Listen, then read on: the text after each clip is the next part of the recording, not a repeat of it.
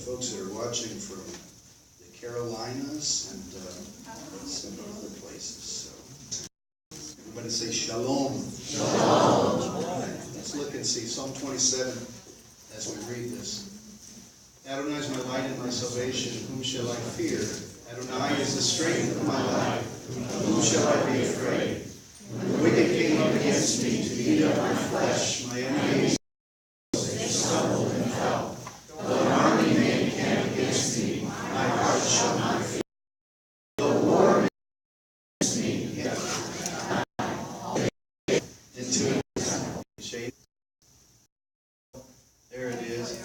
For in the trouble he shall hide me. In the secret place of his tabernacle he shall hide me. He shall set me high upon a rock. And now my head shall be lifted up above my enemies all around me. Therefore I will offer sacrifices of joy in his tabernacle. I will sing, yes, I will sing praises to Adonai. Hear, O Adonai, when I cry with my voice. Have mercy also upon me and answer me.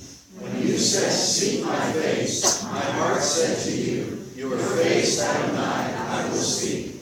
Do not hide your face from me. Do not turn your servant away in anger. You have been my help. Do not leave me nor forsake me, O God of my salvation. When my father and my mother forsake me, then Adonai will take care of me. Teach me your way, O Adonai, and lead me in the smooth path because of my enemies.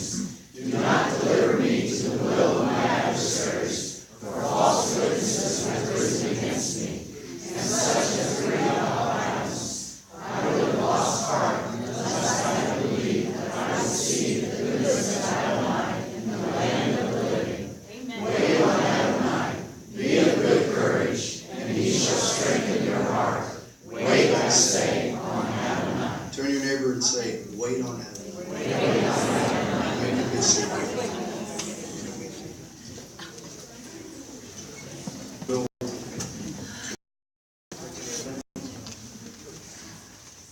Maybe it won't work. There it is. Luke 15, verses 8 through 10. For what woman having 10 silver coins, if she loses one coin, does not light a lamp, sweep the house, and search carefully until she finds it? And when she has found it, she calls her friends and neighbors together, saying, rejoice with me, for I found the piece which I have lost. Likewise, I say to you, there's joy in the presence of the angels of Elohim over one sinner who repents. Thank you, Father, for your word in Yeshua's mighty name, and all his people said amen. So as we're in this season, we are coming into the High Holy Days. I'm getting phone calls from people who are expect visitors, because visitors like to come, and you have the High Holy Days. 2 days later, you have Yom Kippur, and then, of course, that's followed by Sukkot. So there's a whole season of these holidays that are coming up, and we'll be teaching on several things. It's more of a teaching aspect as we get into the High Holy Days and understand what the High Holy Days are. It's interesting that for the most part, a lot of folks don't even realize that the holidays are for us. Yes. Whether you're a Jew or a Gentile, the holidays are in the Scripture, and it's kind of like, if you think about it, Father, give me grace this morning. It's kind of like, if you think about it, the body of Messiah is like that lady who was given those coins. And the Father has given, if I can say the church, the Father has given the church a beautiful gift of the High Holy Days. That as the church, whether you're Jew or Gentile, I say church, Kehillah, the called out ones. A lot of times we don't even realize the gift. Some folks don't even realize the gift that they have. And over the years, it's like that coin has been lost. But now we're in a season where we're seeing people from all denominations coming together to say, what are those holidays all about? And it's kind of like that lady who lost that coin. How many know that a coin has value? Say this with me, the coin has value. The holidays have value. All those days in the Torah, it's very clear that those days were to be forever. Now, yes, Messiah came, he fulfilled some of those holidays. Some of those days have yet to be fulfilled. We understand it as a rehearsal. It's kind of like a dress rehearsal. Yeah. When you find the coin, now all the denominations and all peoples are coming together to celebrate the festivals of Adonai, which is pretty amazing in itself. But I want you to see that sometimes these mysteries that we understand, when we study the holidays, there's mysteries involved. There are things every year as I study, and trust me, I save my notes. I have stacks of notes. I save them. I've got papers all over. And I can just go through those and just teach, just teach. But as I prepare, he always shows me a little more. He'll always reveal a little more. How many of you know that's true? He'll always show. It's like a nugget, a gem that as that gem turns, there's another flash and another flash. We go, wow, I didn't see that before. So it's interesting that there is value to these days as we study it. And Elul, we are in now a season of preparation. Everyone say preparation. Preparation. We are in the month called Elul. Everyone say Elul. Elul is the time. It's actually consisting of 30. It's a 30-day month. But understand that it's a total of 40 if you include the high holy days, the 10 days. So we started Elul 1. There's some things that we do to prepare. You don't just come to the holidays and go, here we are. And how frustrated I get when there are people who do that. They just come and they go, well, here we are. Did you prepare? They say, what do you mean prepare? Listen, we prepare for everything else. We prepare to go on vacations, right? How many went on vacation this year? How many did not? We'll pray for it. Listen, when we go on vacation, you're talking 7 to 9 people. When we go on vacation, we have to prepare. We get the clothes ready, we wash the clothes, we get the bags. Do you have your bags? Yeah, we have our bags. And we're going to buy snacks, and we're going to do this and that. I went to Sam's Club, and we had to actually take 2 vehicles this year because one of our daughters was taking a friend, and we had a caravan of people. So we had all, and Angela's like, you're not going to fit all that stuff in your car, so we're going to take that. So we drove 2 cars down, which was nice and peaceful for Dad.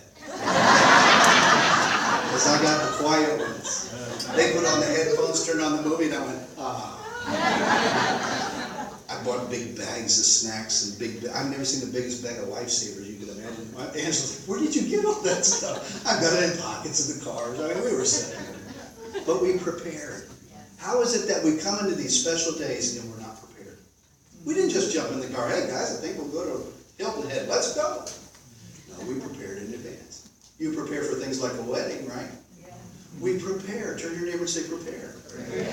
As we come into this season where there are mysteries involved in these holidays, as we come into this, we need to realize the season that we're in, and that's preparing our hearts.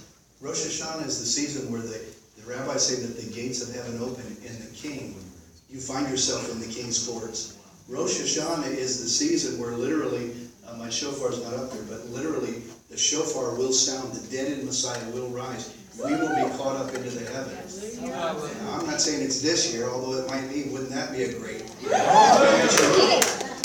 But one day that shofar is going to sound. That's what Rosh Hashanah is a picture of. We don't want to come into the courts without being ready. And so when we're observing these days, and we need to understand that the holidays are a time of preparing our hearts. It's all about the heart. It's all about seeking the face of Adonai and preparing the heart. You don't come into these days flippantly or casually. Elul is seen as a time where many do what's called Heshbon. Everyone say Heshbon.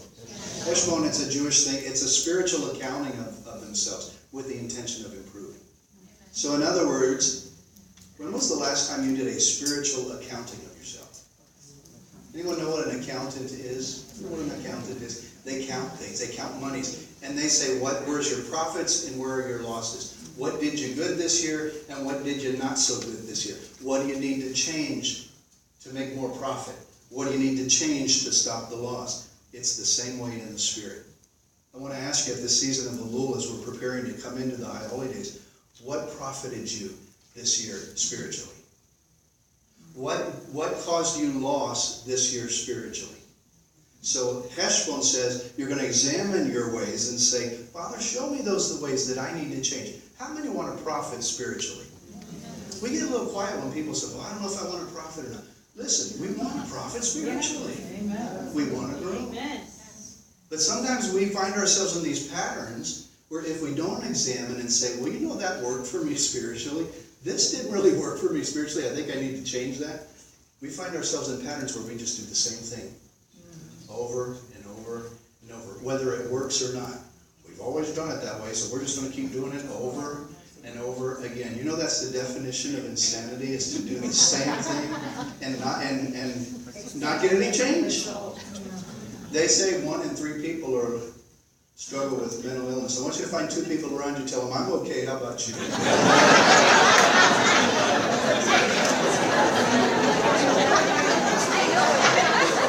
So,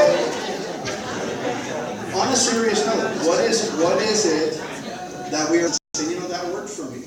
This really works for me. It helps me. But you know, that didn't really work for me. I found that when I was in these situations, I reacted in the flesh. When I put myself in that situation, I reacted. I may have said something unkind to somebody, and that stole from me spiritually. I allowed the enemy in. How many of you have ever been in that situation? You don't have to. Listen, we're humans. We need to examine. Do cheshbon. We need to say, what works spiritually? Where did I profit? And where did I not profit? It may be, as Corey shared, there may be some relationships where you can say, that relationship is not profiting me spiritually. That person, you ever been there where somebody, listen, you may have had a friend for 25 years, but if they're not profiting you spiritually, and if they are dragging you always down, how many of you know you need to cut that? That's Elul. That's the month of Elul. Now, I'm not saying you go home and cut off all your friends. But I'm saying examine your heart, see what works for you spiritually and what doesn't work for you spiritually, and ask the Spirit of Messiah to show you. Examples of preparation in the month of Elul. What is it that we do? We read Psalm 27 every day. Psalm 27 has to do with examining the heart. Show me, I want to seek your face. Get my heart right with you. It's always coming into that. What else do we do? The shofar is sounded. Shofar sounds, you know, the rabbis will sound the shofar every day. I was amazed, Roger, to find out that the root word for shofar also has to do with the Hebrew word for the amniotic fluid. Wow. Now we might say, what's the connection there? He wants to birth things in us. And when we hear that shofar, it's calling things to be birthed within us. I love that. Little nuggets, little rabbi trails that I call them. What else is it that we do? We mikvah, we fast. Some folks give financially at this season. All done is to help the individual prepare the heart for the high holy days. Turn to your neighbor and say, prepare your heart. The Elul is seen as a time also when the king is in the field. So when the presence of the king is approachable or near. As believers in Messiah, we know that we always have access to the king. Amen? Yes. But understand, this is a time where he is saying, close to you. I am so near to you. There are seasons for that. And that is where we see him being right there with us. It's seen as a time of returning to the path of the Almighty. What we would say teshuvah or shuvah. Teshuvah is simply this. Teshuvah means to turn. So if I'm like this to you, and you can't see my face, turn. Teshuvah. Everyone say shuvah. Shuvah. That is your root word, is to turn. It's turning back to the Almighty, to turn back to his ways. It's interesting because what's the way that we walk? It's called the haderech. It is the way and the path of life. It's his word. How many of you are walking the word of Adonai? But what do we tend to do sometimes? We tend to walk our own path. We tend to go out into our own stuff and our own things. And this is a season where we examine our hearts. And listen to me. Be honest with yourselves. Because we tend sometimes not to be honest with ourselves. We like to hide things. Well, if I just don't say, I'm just going to hide it. I'm going to suppress it. I'm not going to deal with it. Elul is a time to not hide. But Elul is a time to come to see the king's face and say, help me with this. That is Elul. Not a time of shame. Elul is a time of examining and turning and getting back to the word. Everybody say teshuvah. Teshuvah. So, return. Look at just a couple more things, and I want to get into this. Nehemiah 6. Oh, they have that on the overhead. That was nice. Nehemiah 6, 15 and 16. So the wall was finished on the 25th day of Elul in the 52 days, and it happened that when all our enemies heard of it, and all the nations around us saw these things, that they were very disheartened. Notice the heart. The enemies were disheartened in their own eyes, for they perceived that this work was done by our God. I love this because Nehemiah and the Jewish people are, and Nehemiah comes in and the wall and gospel belongs. I mean, this is a huge task. How are we ever going to repair the wall? Congregation. rates from your enemies. And so to establish the wall of ancient Israel was to establish the protection of the borders of the land. It's interesting, what are we all talking about in the news? The wall. The wall. What is a wall supposed to do but protect and keep? And so it's interesting that as we study this, when was the wall in ancient Israel completed? In the month of Elul. Everyone say Elul. Elul. Tom, you had something you wanted to share? The wall also creates an identity. How so? In terms of it defines your boundaries and it defines what it contains, which identifies whose you are. That's good. I want to share this as we think about that. This season is about building up spiritually and about preparation. As we prepare, we are building up spiritually. That things, the scripture tells us that the whole world is going to be judged. I don't want to sound like a Debbie Downer. But you understand that if your name is Debbie, forgive me, I'm not meaning to use it in a negative way. If we understand the seasons that Rosh Hashanah and Yom Kippur, these are seasons of judgment. We're seeing it, listen, we're seeing these things happening in our nation, and isn't it interesting that it's happening now? In a season of preparation and judgment. We just saw Houston, the things happening in Houston, and several days ago, I watched on the news all of these people and how they had nothing. They had no food. They were under some logs and web logs and everything else. They're saying, if we had prepared more. If we had only prepared more. Even those that what I would call preppers are saying, there were things that we should have prepared for. And here we are coming into a season where I would say, are we prepared? Are we prepared? Getting ourselves ready, getting our hearts ready for the shofar. We never know when that shofar may sound today. Are we ready for the Messiah? Are we ready to see the King face to face? Turn your neighbor and say, get ready. The wall was established and built, and they built up that spiritual wall to protect them from the adversaries. But listen to me, not without distraction. Not without distraction. If you read Nehemiah, the book of Nehemiah, their enemies constantly distracted them. Nehemiah's got a sword in one hand and a shovel, a trowel in the other, and he's working and he's fighting, and all the distractions of the adversary. They're saying, you're going to die. They're going to come to kill you. It's done. Who do you think you are? You just wait till I go back and tell the king where you came from. Spreading all the rumors and all the lies, all the stuff. As you prepare in this season, don't be surprised if there are distractions. There will be things here and there and here and there. Do not allow yourself to be distracted from preparing your heart. And I'm preaching to myself this morning. There are many distractions in life. We cannot allow ourselves to be distraction.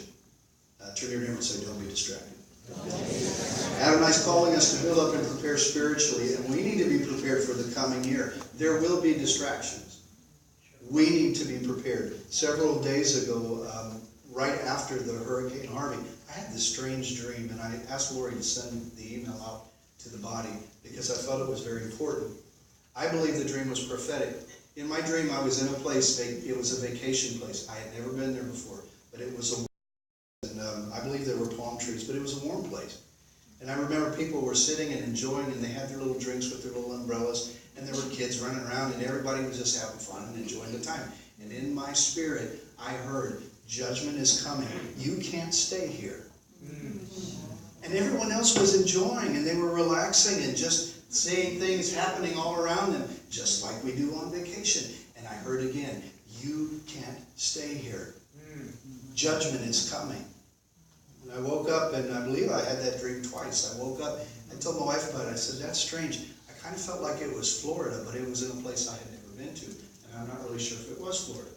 And so I asked the body, I said, that's interesting. We need to pray about that. And as we watch on the news, there is another hurricane coming in. You see Hurricane Irma? Anybody see that? I believe that Adonai was telling me, he's warning us, there are things coming. Now, let me ask you, we can all go home, turn on the TV and get scared. Or we can pray. How many know that our prayer changes things? And my prayer is this. I believe, I'm just sharing from my heart this morning. I believe that judgment is coming on our nation. But hear me when I say this. I believe our prayers can change things, take things out of the picture. We can pray about the levels of judgment. When Houston got hit, I clearly heard in my spirit, revival is coming to Houston. Revival is coming to Houston. It's coming to Texas. But judgment had to come. You all with me on that? So I'm asking this body that when you pray, pray for mercy on this nation. Because we are in that season of shaking where everything that can be shaken will be shaken. But don't be distracted as we have to establish ourselves. You pray. You have to be the one. Amen. Even Adonai himself will not step in. You choose to prepare, or you can choose not to prepare. But that is a choice that I'm sharing with you from my heart. This is the season of preparation. We need to get our families right and get things right. Turn your neighbor and say, get things right. Let me show you just a few things here. I want to show you Elul in Hebrew. Elul consists of 4 words. Four letters.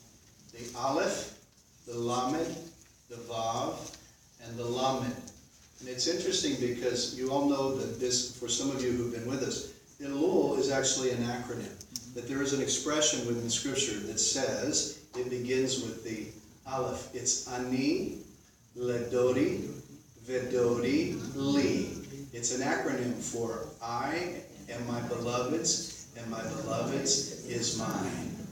Say it with me. I am my beloved's, and my beloved's is mine. One more time. I am my beloved's, and my beloved's is mine. It's interesting if we study this season of Elul and understand what it means. It's about Him and us and who we belong to. Who we belong to. Literally in the Hebrew, it's not I am my beloved's and my beloved is mine. That's the English interpretation. You know what it is in the Hebrew? Close. I am for, it can be interpreted as I am for my beloved, but literally it reads like this in the Hebrew. I am to my beloved, and my beloved is to me. Now you might ask yourself, well, what does that have to do with anything? We're going to get there and we're going to look at that. I am my beloved's, and He is to me. Let's look at this in just a moment. What do I want to do with this? Let's go to the next scripture. Everyone say Elul. Let's look at Exodus. You know what else happened at Exodus, at Elul? Moses. Moses, I shared with my children last night the story of Moshe, who we know he goes up, he receives the 10 words, the 10 commandments. He comes down, he's angry, he breaks the 10 words. On Elul 1, Moses goes back up the mountain and spends 40 days. Everybody say 40. 40. So what is Moses doing on the mountain for 40 days? He is what? Praying. He's seeking the face of Adonai. He's seeking the face of Yahweh. And he's wanting to see the face. He's not just sitting up there going, okay, I'm waiting on the words again. Can you just give me the 10 commandments so I can go back down? No, he's seeking the face of Adonai. Isn't it interesting that it's Elul and it's 40 days? Moses comes back down from the mount, and guess what day he comes back down on? Yom Kippur. All of this taking place again at the High Holy Days. Now watch, because Moshe is up there on the mountain, and I want you to see something. Let me read this to you. Yahweh spoke to Moshe face to face. Everyone say face to face. What did we read Psalm 27? He said, seek my face, your face. It's all about the face. And so he says, he spoke to him face to face as a man speaks to his friend. And he would return to the camp, but his servant Joshua, or Joshua the son of Nun, a young man, did not depart from the tabernacle. And Moshe said to Adonai, see, you say to me, bring up this people, but you not let me know whom you will send with me. Yet you have said, I know you by name, and you have also found grace in my sight. Now therefore I pray, if I have found grace, by the way, that word for grace also means faith. So if I have found favor in your sight, show me now your way, or your face, that I may know you, and I may find grace in your sight, and consider that this nation is your people. And he said, my presence will go with you, and and I will give you rest. And then he said to him, now watch this, if your presence does not go with us, do not bring us up from here. For how then will it be known that your people and I have found grace or favor in your sight, except you go with us? It's all about his presence being with you. Amen. And so he says, if you're not with us, basically Moshe is saying this, if you're not with us, I'm not going. That's right. You brought us this far, but if you're not going to go with us, I'm not going. Watch what he says. So Adonai, always said to Moshe, I will also do this thing that you have spoken, for you have found grace in my sight, and I know you by name. To be known by name in the Hebrew was to be saved. Jeremiah was known in the womb. I knew you by name before you were ever born. To be known by name means that your name is written in the book of life. How many of you know that Adonai knows your name? And so our names are written in the Lamb's book of life. If your name is known, you are saved. And he goes on to say, please watch this. And he said, please show me your glory. Show me your glory. Say that with me. Show me your glory. And he said, I will make all my goodness pass before you, and I will proclaim the name of Yahweh before you. And I will be gracious to whom I will be gracious. And I will have compassion on whom I will have compassion. But he said, you cannot see my face, for no man shall see me and live. That's kind of strange, isn't it? Because we almost see an oxymoron here. It says that he's speaking to him face to face, but then he says, well, wait a minute. He says, I want to see your face. It's interesting because the Bible is not contradicting itself. I believe that Moshe saw, just like Rav Shaul said, through a glass darkly. Abraham, Isaac, and Jacob didn't know the Almighty like Moshe did. Although they could converse and talk, and where Abraham was called a friend of God, Moshe was one who was a friend, and he saw. There was something there, but follow me, there was still something missing. The word for face in Hebrew, panim, has to do with the root word paniyut. It has to do with innerness, inside. Everybody say inside. Inside. So when I say, show me your face, when I say I want to see your face, and we have face to face, you're seeing what's in the person's heart. So what is Moshe asking Adonai? He's saying, listen, we have relationship, you're an awesome king, but he's saying, I know there's more. Oh, yeah. I know there's a place that, how many of you know with the God of all creation, there's more? Yeah. There's always more. Yeah. When you come to, you think you have a complete understanding of who he is, there's always more. And so he says, can you just show me your face and let me see your insight, your very heart? I want to know it all. Show it to me. And he says, you won't see my face. He says, you won't see my face. But watch this. He says, there is a place, here is a place by me, and you shall stand on the rock. Isn't it interesting? We read Psalm 27. And what does it say? You will set me upon a rock. There is a place on the rock where I will set you. Watch what he says. So it shall be, while my glory passes by, that I will put you in the cleft of the rock, cover you with pass by. And then I will take away my hand, and you shall see my back, but my face shall not be seen. Very interesting. You will see, Moshe, I'm going to put you, and follow me close, I'm going to put you in this rock, and you're going to be in the cleft of the rock, and I'm going to cover you. When I pass by, you won't see my face, but when I pass by, I'm going to remove my hand, and you're going to see all the backside of my glory. Now, some of you might say, well, that's kind of strange. All he got to see was the Father's back. You don't understand what he's saying. A king, when a king walks by, a king has a robe, and that robe has a train. Isaiah 6 says it this way. Isaiah tells us that as he's in the temple, he says his friend dies, the king dies. And it's interesting because he's in the temple worshiping. And he sees the Almighty in the temple, in his house. And he sees, he says, the train of his robe filled the temple with what? Glory. So when the Father places him in that rock and he covers him, he doesn't see his face, but he gets to see the train of his glory. Every king has a train of glory. You realize that when I read somewhere recently that when the Queen of England, at her coronation, she had a train that followed, that she had, I think it was 6 or 8 ladies that helped carry her train. The train of her robe, the trail of her garments, it was like 18 feet long. Princess Diana, when she was married, had a train that was 25 feet long, I believe. And they had to have ladies help carry it. Now for us, we might say, what is the purpose of all that? Follow closely. In the ancient days, in ancient Israel, and in the ancient kingdoms, clothing was very expensive. The longer the train, the more glory the king had.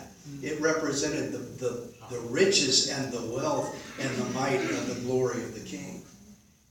Very interesting. Everybody say this with me. The king has glory. What did Moshe actually see? What I believe is Moshe actually, when the Father took his hand off, Moshe saw the train of his glory. And you might say, what is the train of his glory? The train of his glory is everything good that he is. It's his history as a king.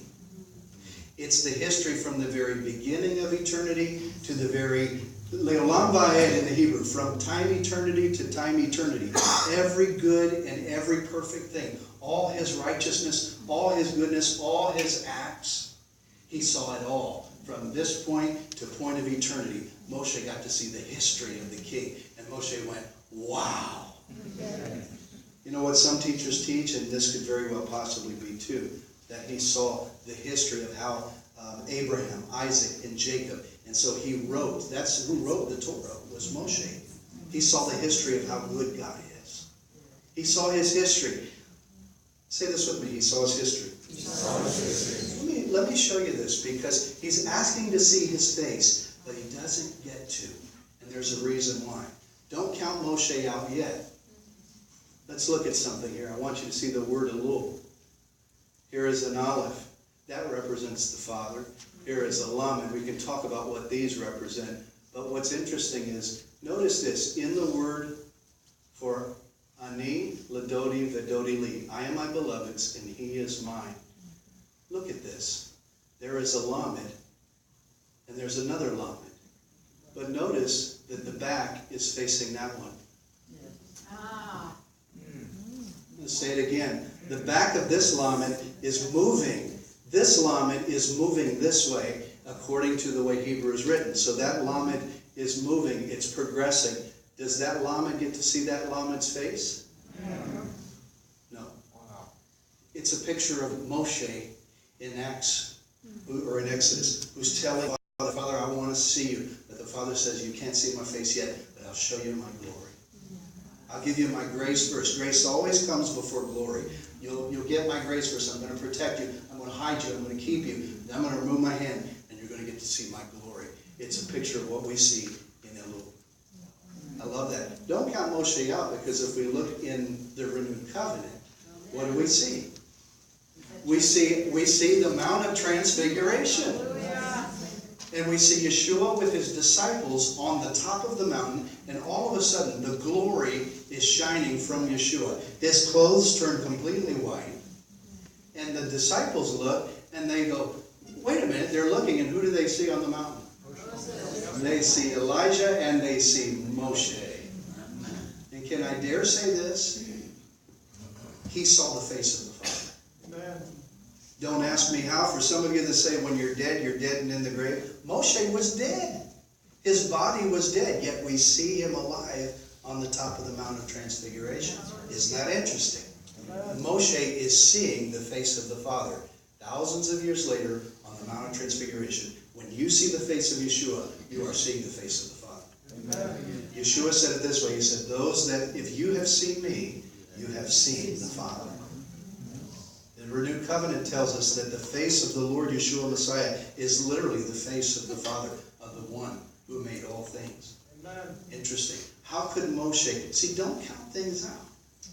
Well, he didn't get to see the face, but somewhere down the road, he got to see the face of the Father. Tom, you had a question? Could it be that Moshe was not permitted to see his face because it was not yet time for Messiah to be revealed?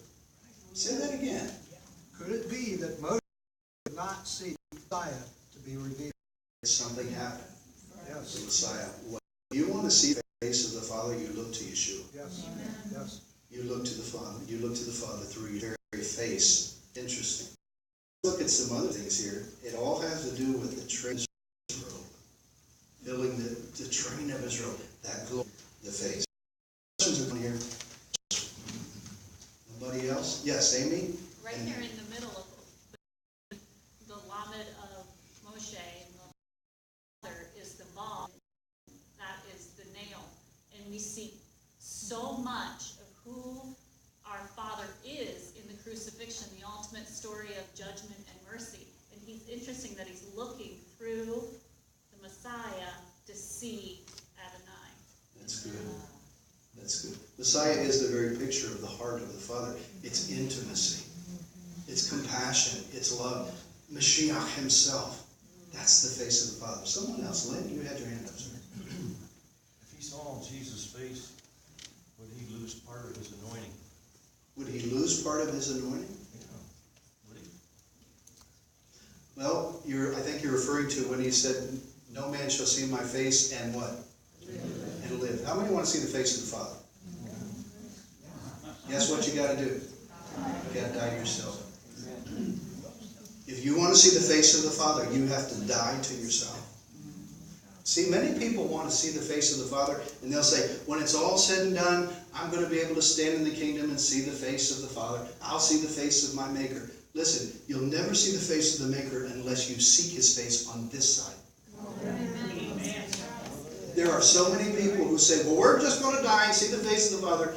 I'll say it again. You will not see his face on that side until you learn to seek it on this side. And I think that's why, if I can say it that way, I think that's why Moshe.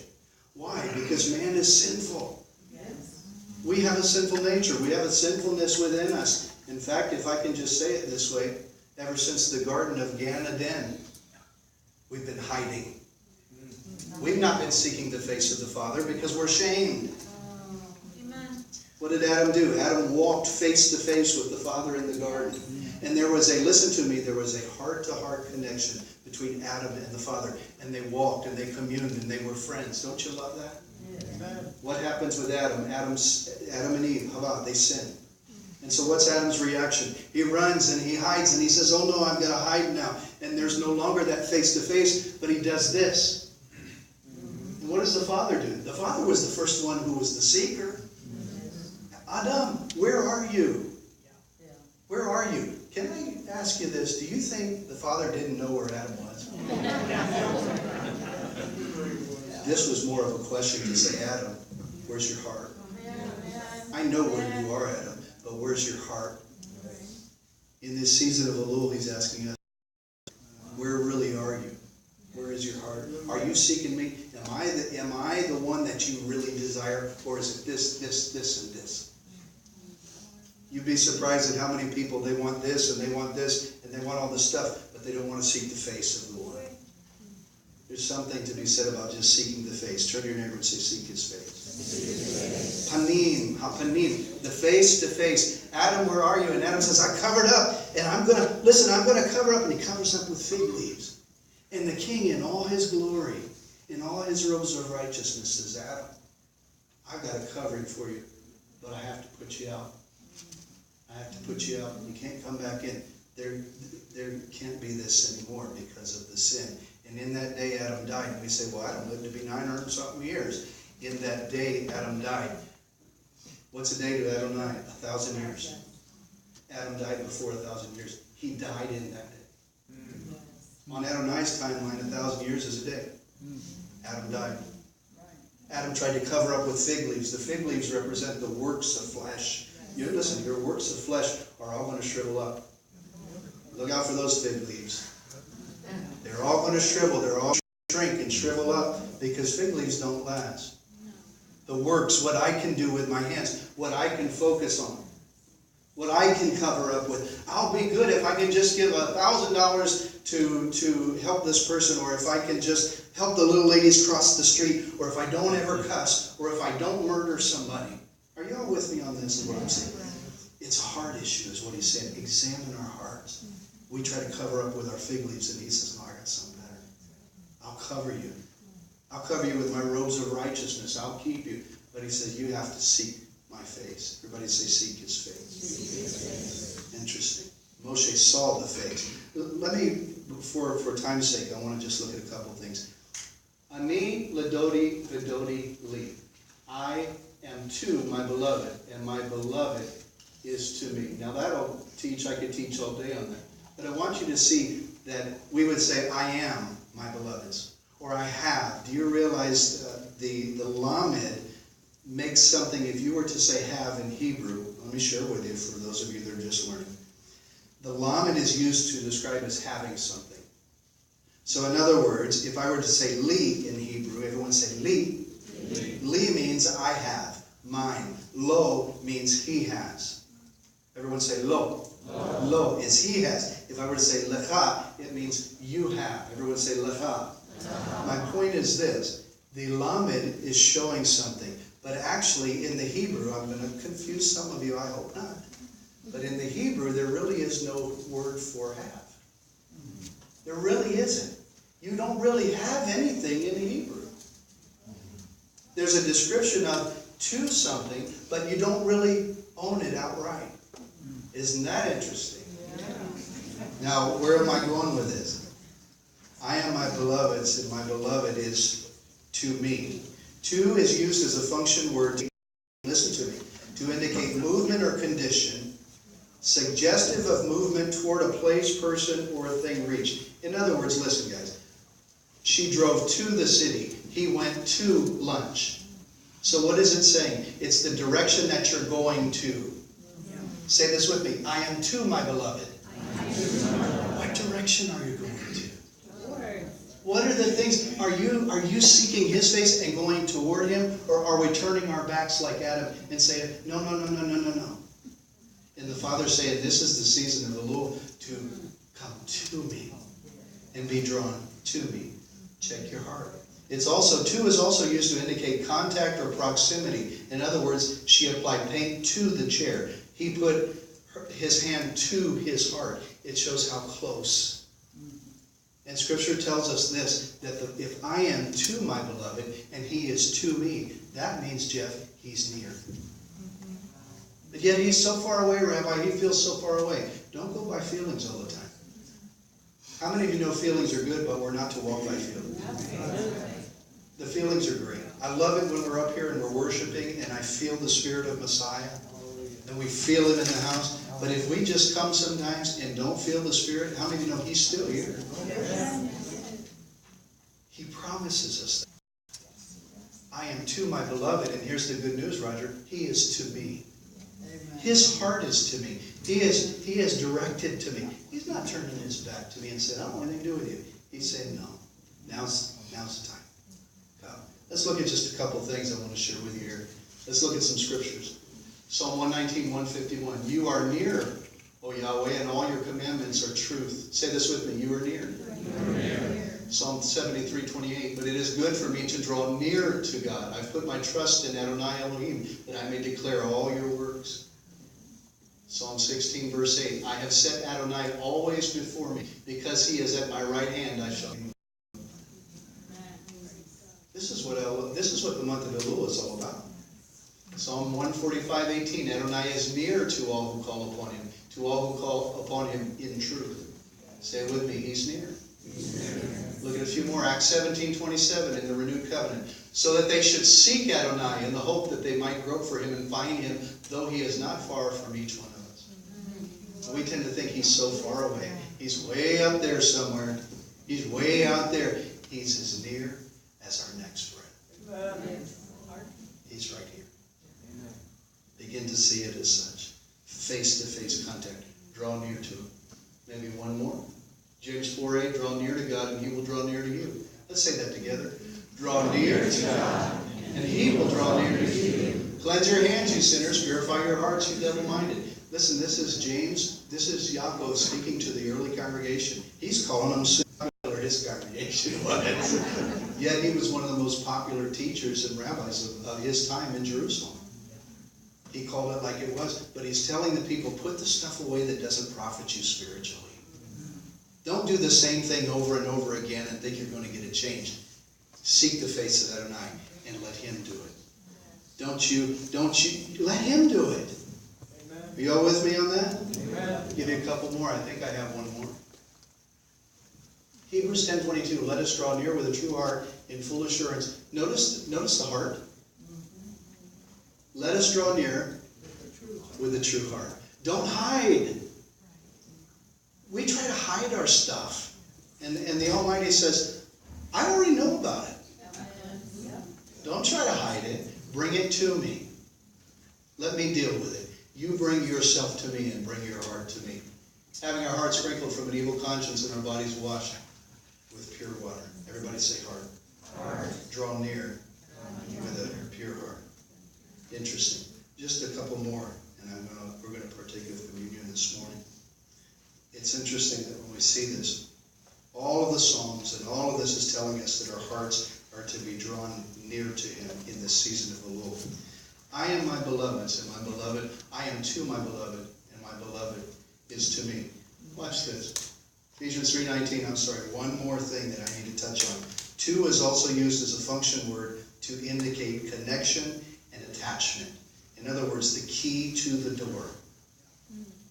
What do I mean by this? Ephesians 3:19, to know the love of Messiah, which passes knowledge, that you may be filled with all the fullness of God. In other words, it's like a key to a door. One is here, but they go together. Something to something else. And you're looking at me like a lost goose in a snowstorm, but I want to touch base on this because here's where we get lost sometimes and we don't realize, He is calling us for a purpose and a plan. Just like a key to a door, one to the other, and they come together, and there's something beautiful when they come together, something opens up. It does. Think of yourselves as like that key. You are to Him. What's He going to do with you? Can He use you? He can't use us if we don't come to Him, if we don't seek Him.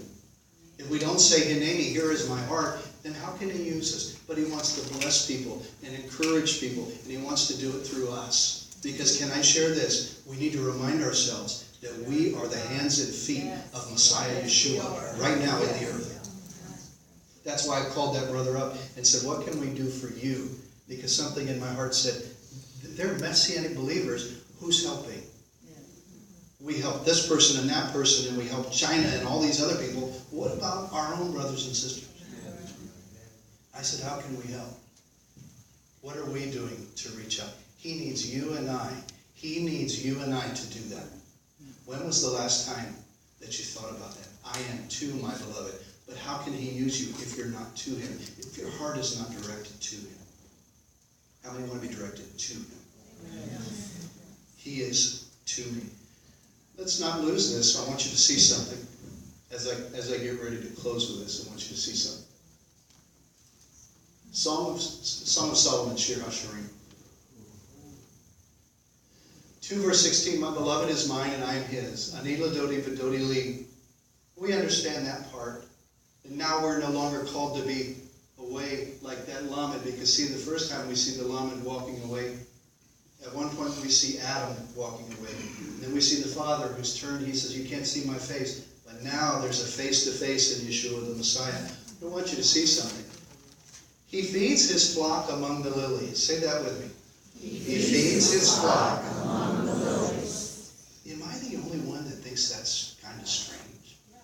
I am my beloved's and He is mine, and He feeds His flock among the lilies. I mean, we get this picture of a guy sitting in the field in the middle of lilies eating a Big Mac. It's like, it's went from here to here. What is that all about? There's a mystery to this, and I want you to see this. I want you to see it. Let's go into the renewed covenant. Luke 12:27 through 31. Consider the lilies, how they grow. They neither toil nor spin. Yet I say to you, even Shlomo in all his glory, even Shlomo in all his glory. Who was Shlomo? Who was Solomon? What was he? A king. And even the king in all his glory. What was his glory? Trains of his robe, his clothing. That reflected who his kingdom was. In the days of Solomon, guys, the economy was so good that history and scripture tells us they threw out the silver as rocks in the street. Can you imagine your economy being so good that you're throwing the silver out like it's just rocks? You're using big chunks of silver as door stops? How many know that's a good economy? The king had every kind, you talk about glory, he had people, Bathsheba, she would come and visit him just to see if everything she was hearing is true about this man. He had it all. He had all the money. Adonai gave him wisdom to rule, and he was known in the world. Even today, he's known as one of the greatest kings in Israel. No one has rivaled him yet. Messiah will. But no one has rivaled him as a king in all his glory. And look what Yeshua is saying. Even Shlomo in all his glory was not a lily. If so, then God clothes the grass, which today is in the field and tomorrow is thrown into the oven. How much more will he clothe you, O you of little faith? You know what he's saying? The grass, by the way, grass being thrown in an oven is kind of strange to us. But that means the grass is going to dry up. It's going to burn up. It's just going to dry up. He's saying, look at the lilies and consider the lilies. It used to be a song years ago about considering the lilies, and then you will know. Anybody remember that? What's he saying about the lilies? The lilies don't work. The lilies don't toil. The lilies just are. I want to say that again. The lilies just are. The lilies are not worried about things. They're just what the king made them to be. They're shining in all their glory. And what are they clothed like? What he made them to be. In all his glory. You don't see the lilies going, oh no, what are we going to do? How am I going to be the best that I can be? The lilies are just who they are. Messiah is saying, consider the lilies. Turn to two people around you and tell them, consider the lilies.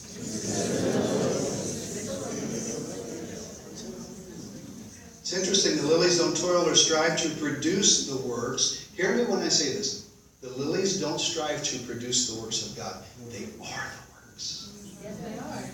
Hallelujah. The lilies don't worry about, how am I going to get it right? How am I going to get it right? Oh, I got to do everything to get it right. The lilies just go, he's awesome.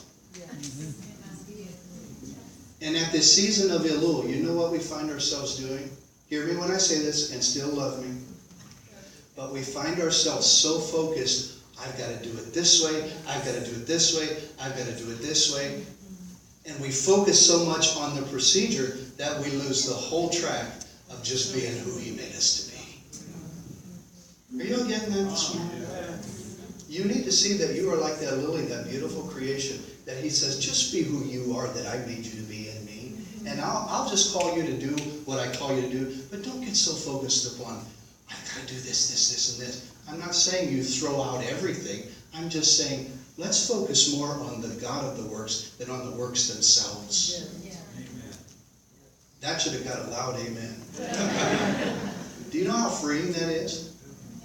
And so many times in our circles, and Steve and Roger can attest to this, that we get people that say, I want to pronounce every Hebrew word right, and I want to learn every Hebrew scripture, and I got to do it boom, boom, boom, boom, boom.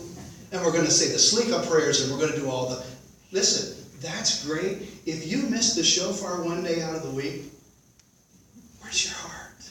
We can sound the shofar every day in Elul. We can read Psalm 27. We can fast and pray. But we can get so focused upon the works instead of just being who he calls us to be. We can burn ourselves out. I've had people burn themselves out. They say, right, he calls you to be in him. Seek his heart. On a personal note, years ago, as I was in ministry and I was here, it just seems like everybody had some issues, and there were so many things going on with people's lives. And that, on par with things happening with, you have life of your own, and we've got 7 kids, and 2 of them are out now. I mean, just life is life. To be honest with you, I got kind of burned out. And I think my focus was more so on, what do I need to do? And hear me when I say this. What do I need to do to get to that place where I want to be? What do I need to do? And so maybe I need to fast and pray more. Maybe I need to study more. Maybe I need to go to college. Maybe I need to do this. Maybe I need to do that. Continue my education. Education is a great thing. But my focus was not upon the Almighty, but upon what good things can I do to bring forth the end result. So I went down and I took a little retreat. Went down to a retreat. And there were ministers there, and there were people there. And it was on a mountain, way in the mountains of North Carolina. It was wild. I mean, there was nobody around. And this was an isolated, and there's this big, beautiful mansion. And so they gave me this little bedroom, and I'm in there. And the whole time, you know, I'm back to this, what can I do to get to where I want to be? And you know what he showed me during that whole time? It was interesting. I had focused so much on what I need to do that he brought me back to that point where he said, you just be who I made you to be. You be who I made you to be in me. Let me do the work through you. Do you know how refreshing that was? To just say, Abba, I'm going to focus on you. Not that I lost that, but I had kind of got focused on what I could do to produce the results. And he says, you just be the lily that I made you to be. You shine for me. And how I learned that was, he just started giving me words for people down there. I didn't try. Steve, I didn't fast and pray. I just simply, yes, I did pray. They had good food. I mean, the fasting was there. That was included in the ticket. So here I am, and he just gave me words. I had just one example. I had this little rock. Somebody brought back from Israel a whole bunch of rocks. It wasn't you guys, it was somebody else from another place. They brought me back rocks, they know. And one rock I did not care for was a rock from the Gadaneres. Am I pronouncing it right? Remember the demonic man from the Gadaneres? However you pronounce it. And I thought, why in the world would anybody want a rock from the Gadaneres, the tombs where the demon-possessed guy was? And I remember I was going to throw it out. And I remember I thought, I'm just going to get rid of it because I don't want it. I don't want something connected to that. And I remember standing outside, and I was just going to pitch it off the mountain. And I heard the Holy Spirit say, no, you say that. I thought, well, that's interesting. So I just spelled a check, stuck it in the car. It made its way down to this place, up the mountain. And as people were sharing, I'll never forget this, the first night, they said, everybody was sharing their favorite miracle in the Bible. And the one man that I was hooked up with that week, he said, you know what, the most favorite story for me in the Bible is the demoniac at the Gadaneres. And I heard the Holy Spirit say, that's his rock. That's his rock. And I went, and so later on I thought I'm just going to, and so later on during that time there, I handed him that rock. He was so thankful and he rejoiced, and he kept that rock. He still keeps it today. He said, that's my touchstone. He'll never forget that. I never forgot that. I didn't have to strive. I didn't have to fast. I just heard the Spirit say, do what I'm calling you to do, son. Just be who you are in me. Be that lily that I call you to be. Isn't that good news?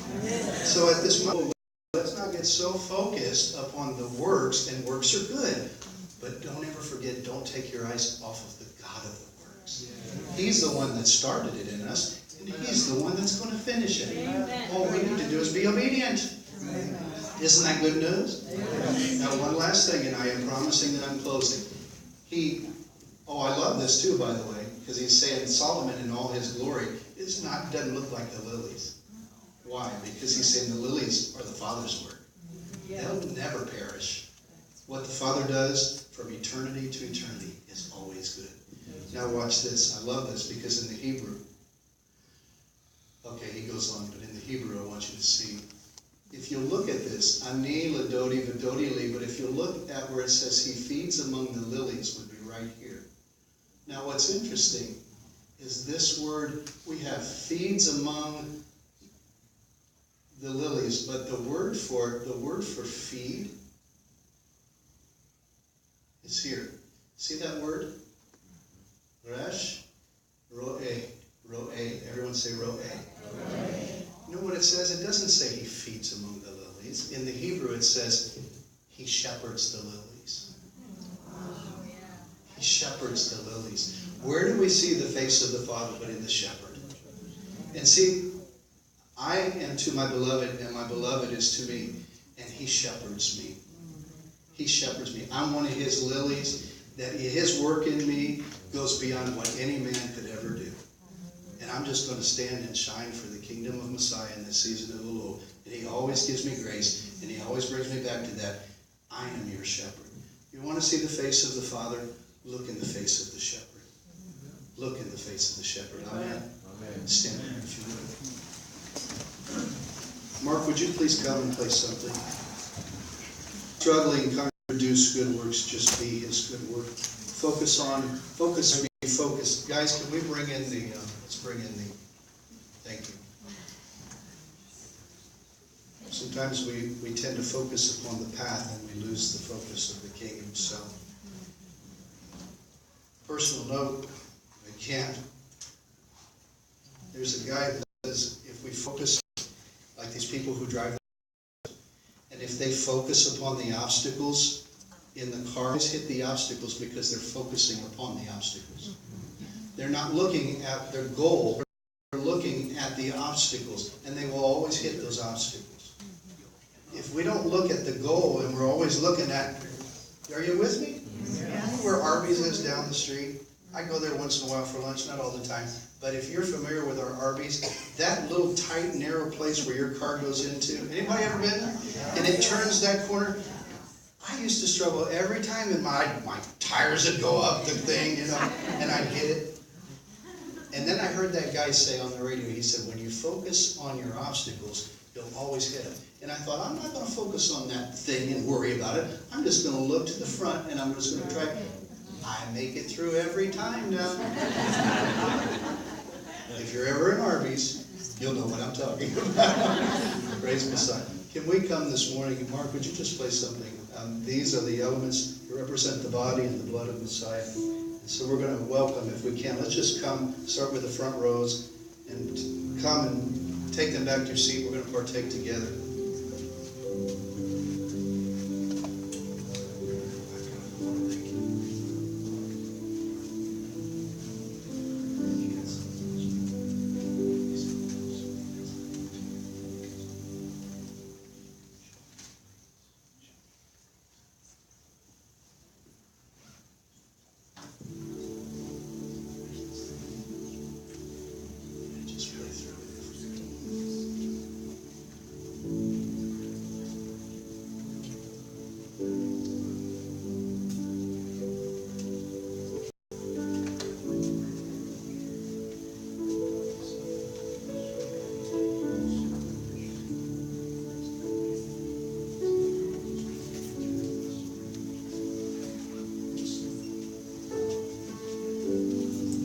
Let's turn that overhead back on. I want to show them one more thing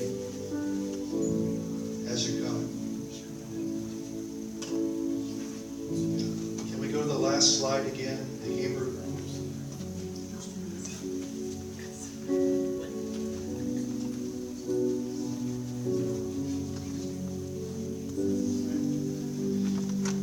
You'll notice as you're coming, I want you to pay attention to this, because in the Hebrew, he shepherds the lilies. And then we have a strange thing.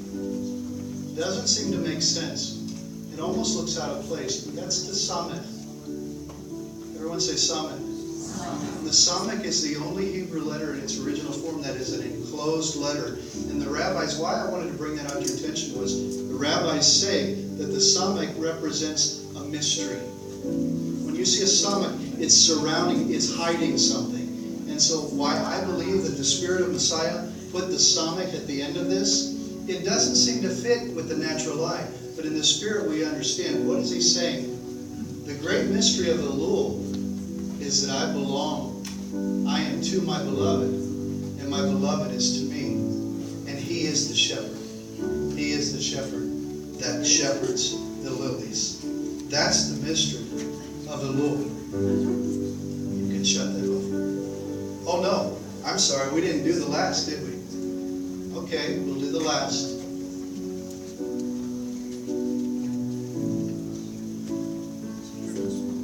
There's the lamed. But I want you to see, there's the other lamed. When the two lameds come together, there's a heart. You know, it's all about the heart of the face-to-face. When we put the two lameds together, we see the shape, the universal shape for the heart. Isn't that good? Awesome. We do that for us. Thank you, Father. Show me your face and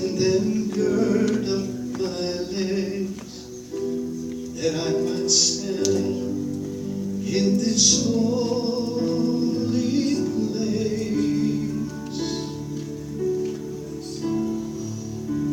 Show me your face, Lord,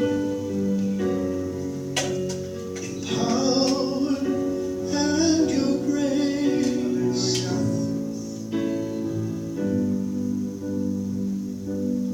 I will make it to the end if I could just see your face. Moses stood. We'll sing it together.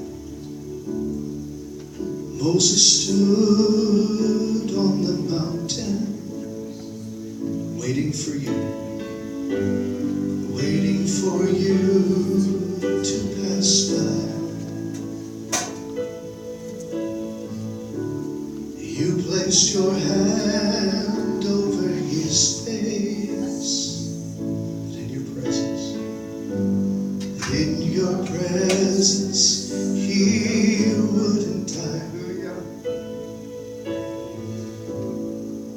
Then all Israel saw your glory, and it shined down through the age. Now you call us, and now you call us to boldly see your face,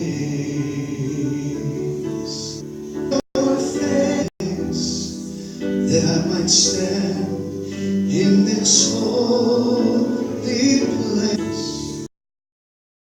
Show me your face, Lord, in power and your grace, that I might make it to the end. If I could just see your face, I will make it. I will make it to the end. Abba, show me your face.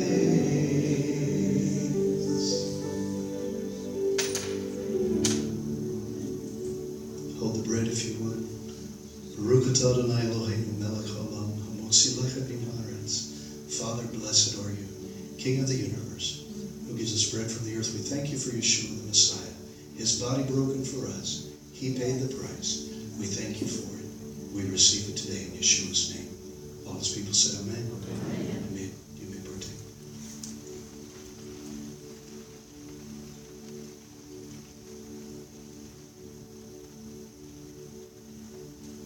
We hold the cup up. Baruch atah Adonai Eloheinu melech haolam, borei b'ri ha'kafim. Blessed are you, Father, King of the universe, who gives us the fruit of the vine. Thank you, Father, for the blood of Messiah that was shed for us, that bought us, paid for us, and we can see your face through the blood of Messiah. We belong to you. In Yeshua HaMashiach's name. All his people said amen.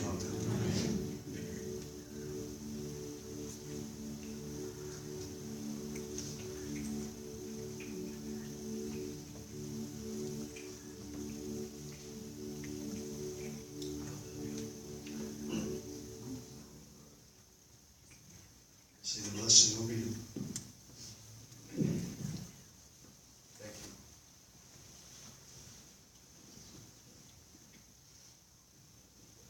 Yivrech Adonai, vayishmerecha, Yair Adonai, panavecha, vihunecha, Yisai Adonai,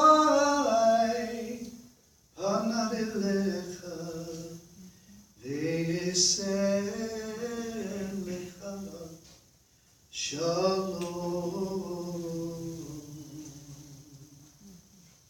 Yahweh bless you and keep you.